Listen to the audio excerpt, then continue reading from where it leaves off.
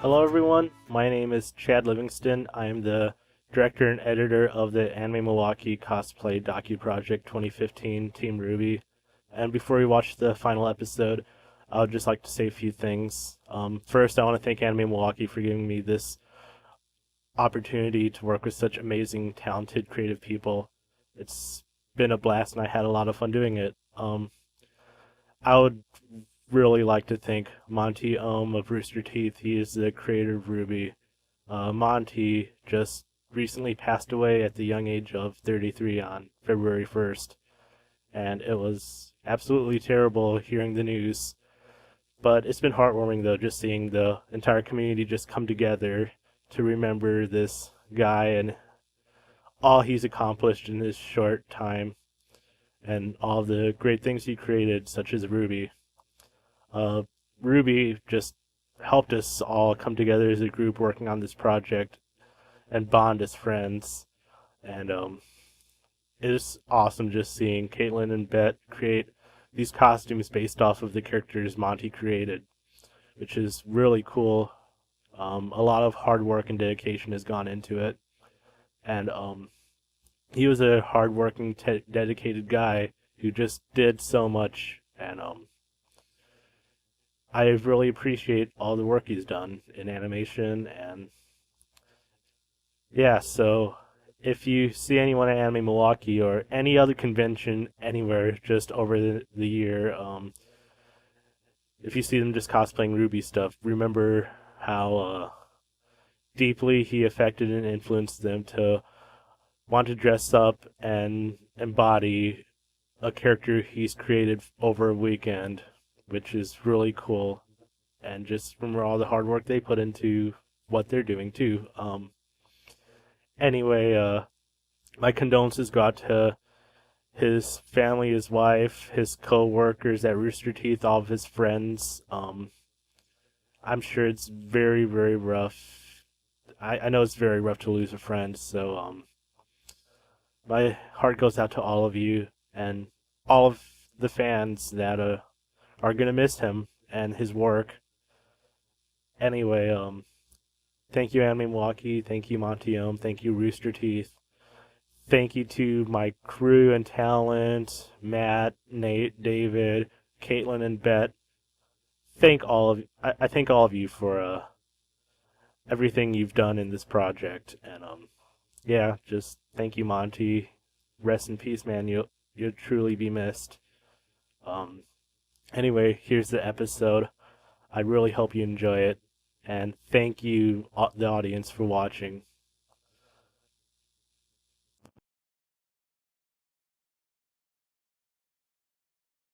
So, this is my cincher. It's coming along. Ruby wears kind of a belt corset thing, and this is how it's coming along. It's done with a faux leather. I drafted from a pattern. It actually didn't have these grommets at the front. This is completely decorative. I added it here for aesthetic. So it's not functional, it's completely decorational. And right now, I am sewing these pockets right along the seam edges so that the boning can go in there.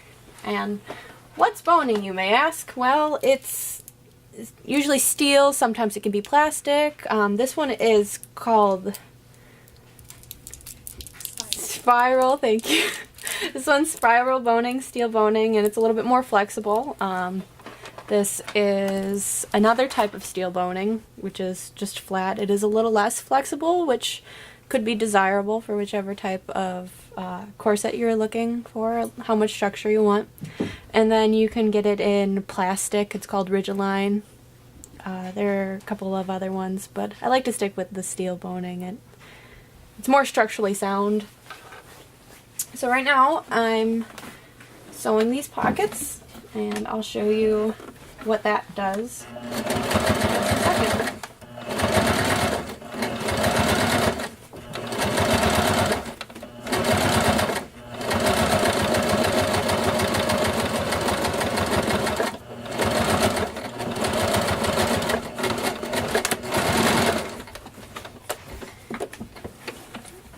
So from this point,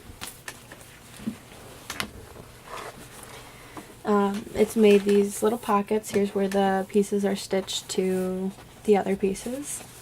And this row of stitching in here, you can just slide the piece of boning in through here.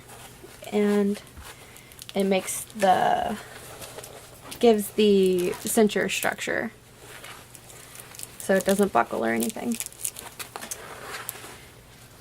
Ta-da! So in order to make these pockets, you take the seam, press it open, and then you stitch an even amount. And fun fact, one of the reasons why the reason why it's called boning is because the original pieces of boning, such as this, were made out of whalebone back in Victorian time. Like a lot of other things, like combs and chess pieces and all that good stuff. So they were really hardcore about their fashion.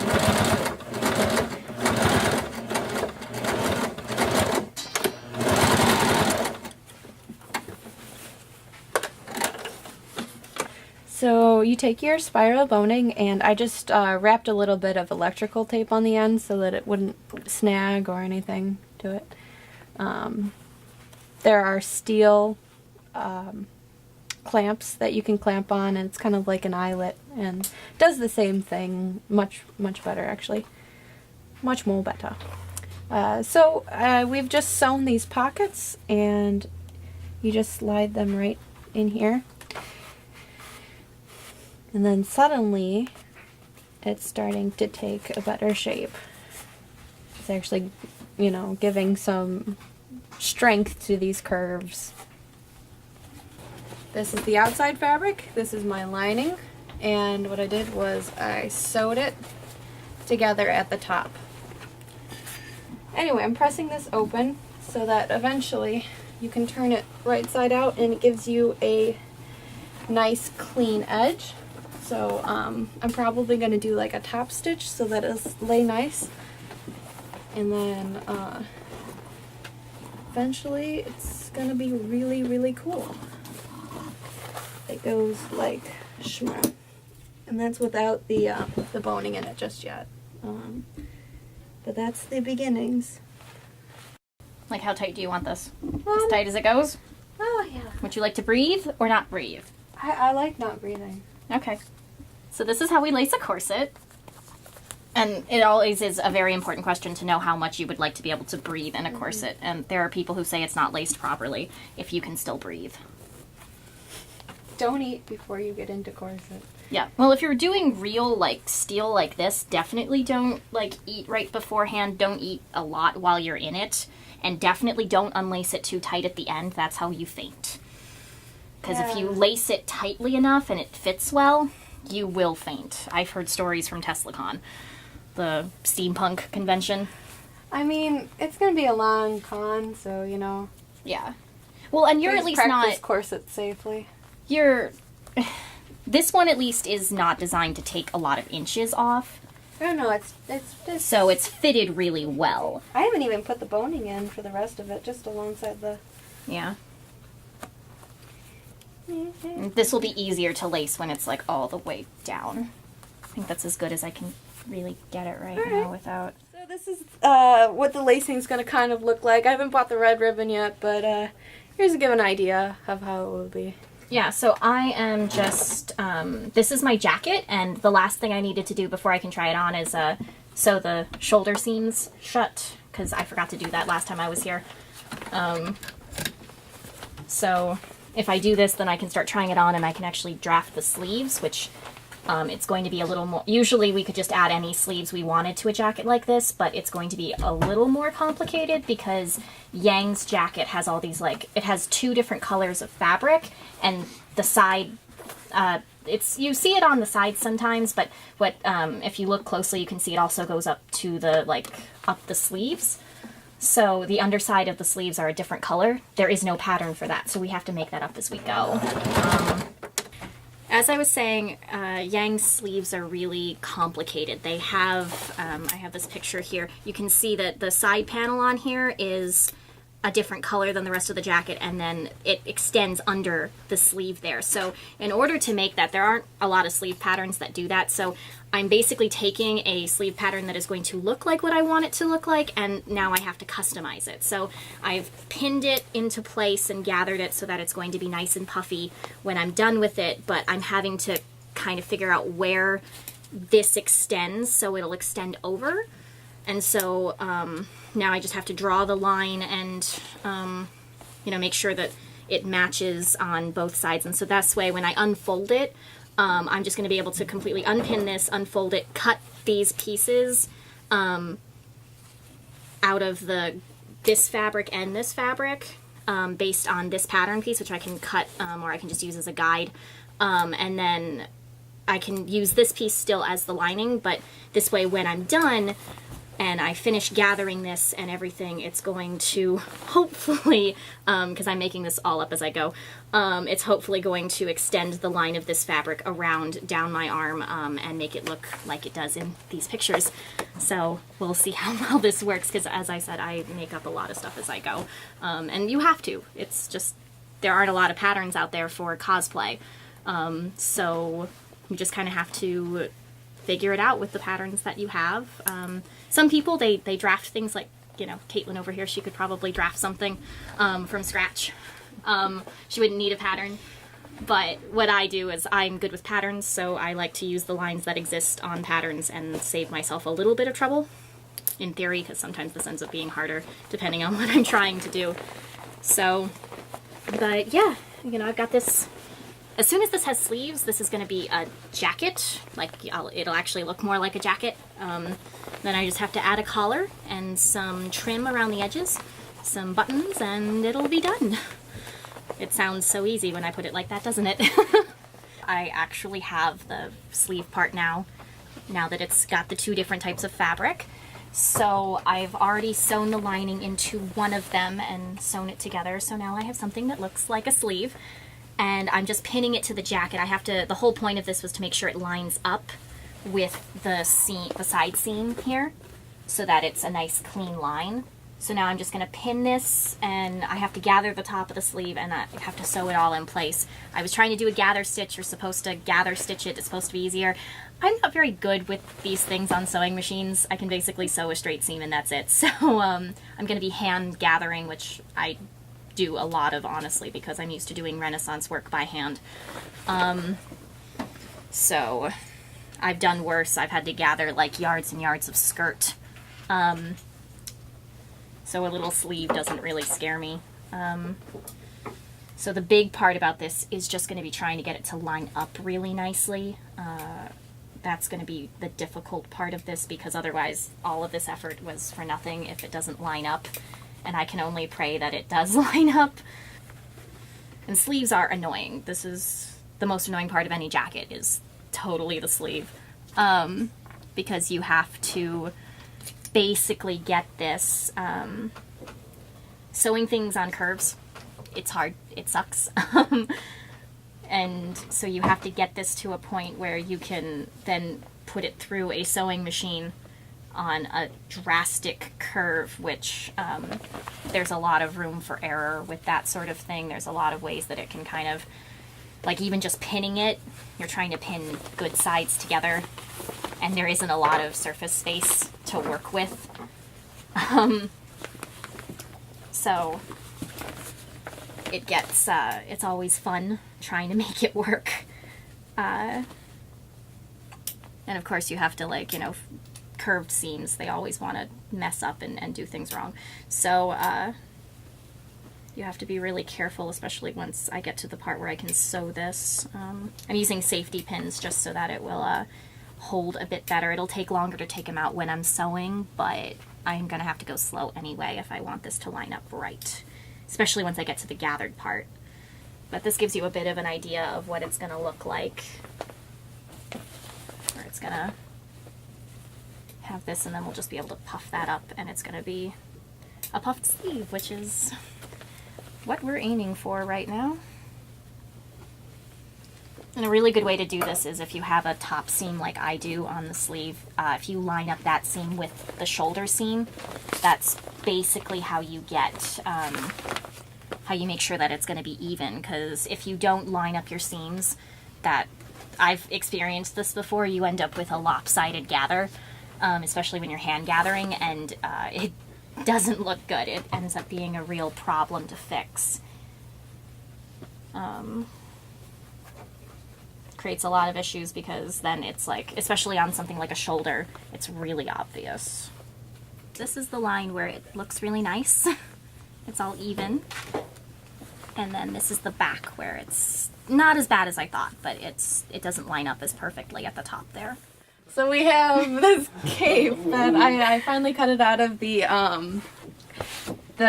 suede fabric. Here's how that turned out. The fabric was a little thicker, so I had to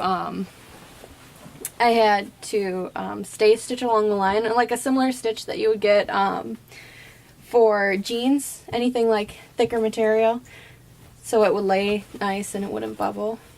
Then I attached it to the lining, and it's a luxurious full cloak. I'm super excited about it.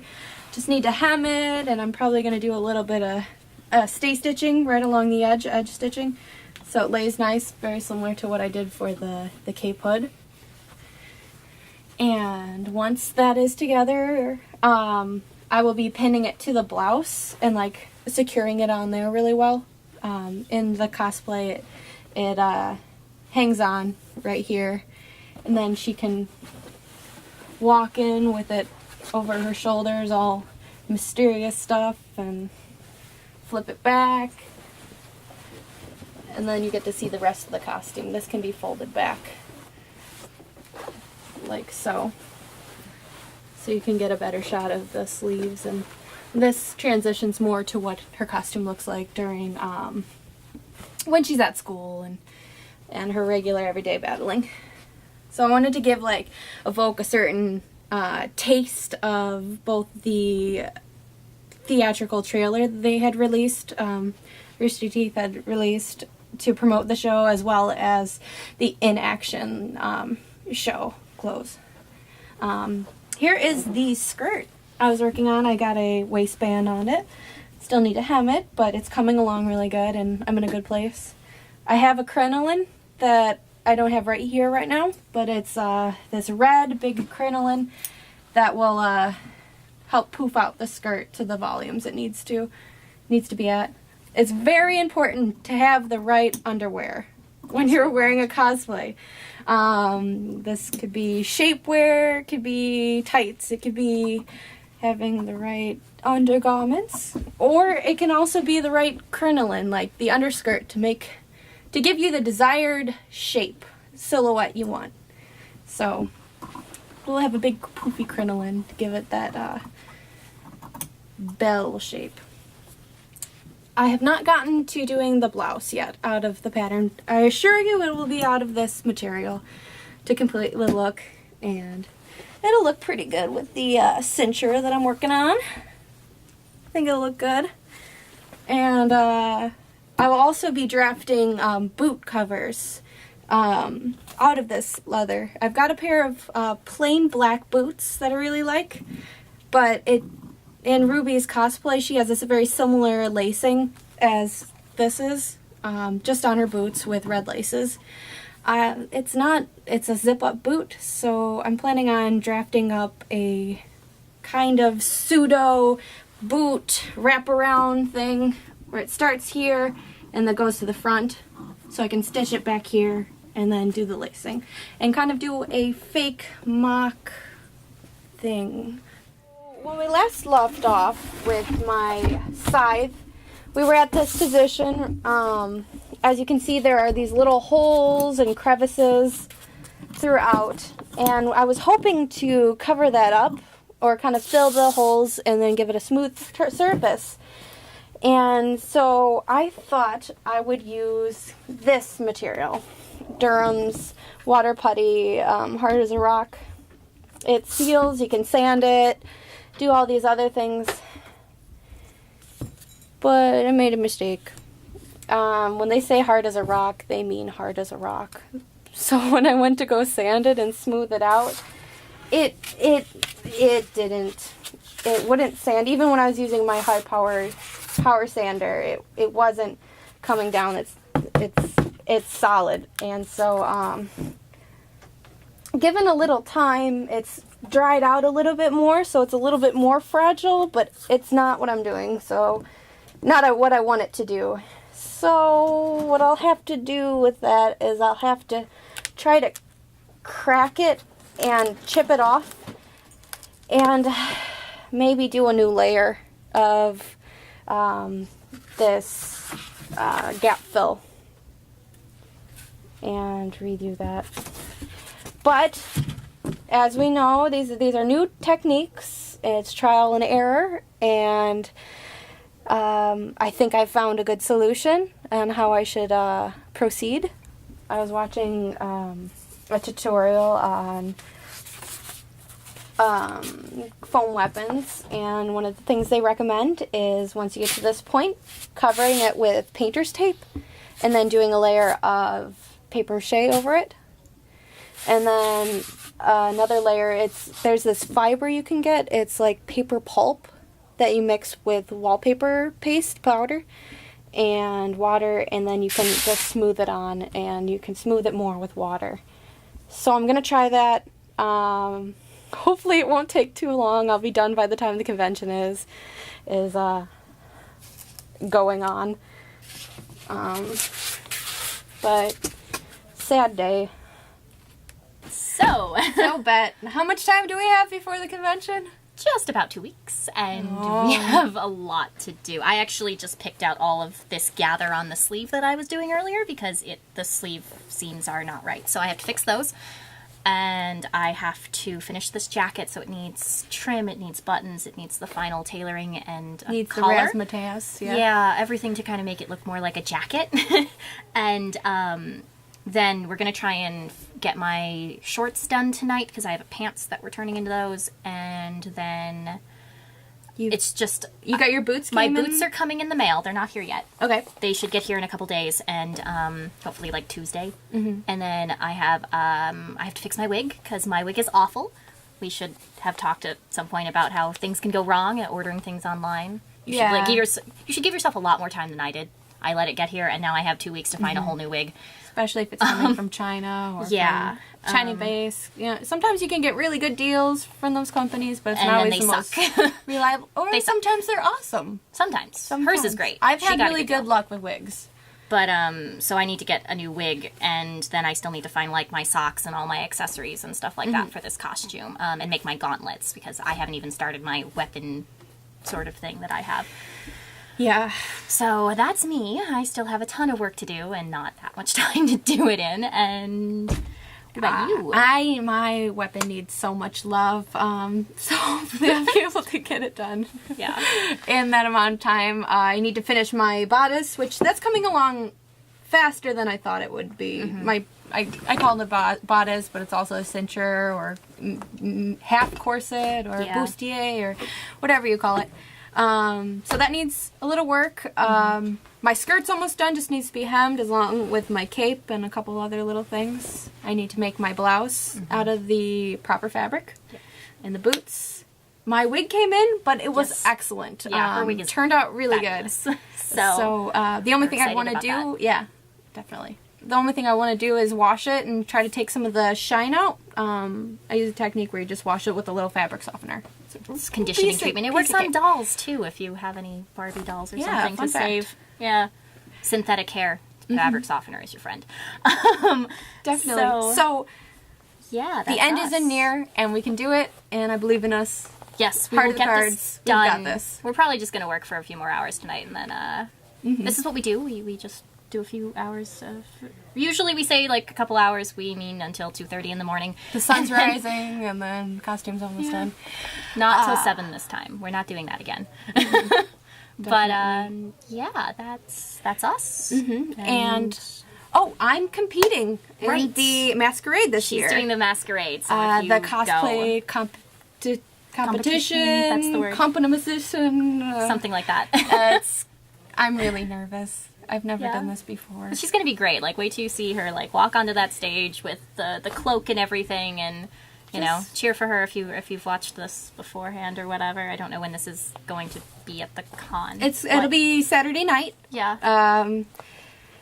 I'm terrified. I'm gonna trip on my cape, or you guys are gonna boo me, and then She'll be fine. start You're an quizzing me on actress. all of the trip. Yeah, but it's different. Just be in character. Practice some lines. You'll be fine. Okay.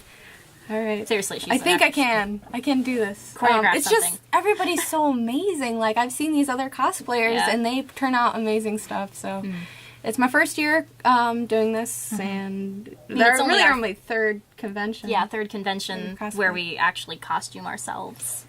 So usually we're working on stuff for other people, for shows, and this is always fun when we get to do something for ourselves. But she's going to be there, so you should cheer for her and go check it out. And Come say hi. I just... or something. I want, like, I keep petting her cloak, so ask her nicely before you do that, but you're probably going to want to pet it when you see it, because it's really, really nice. Look at this.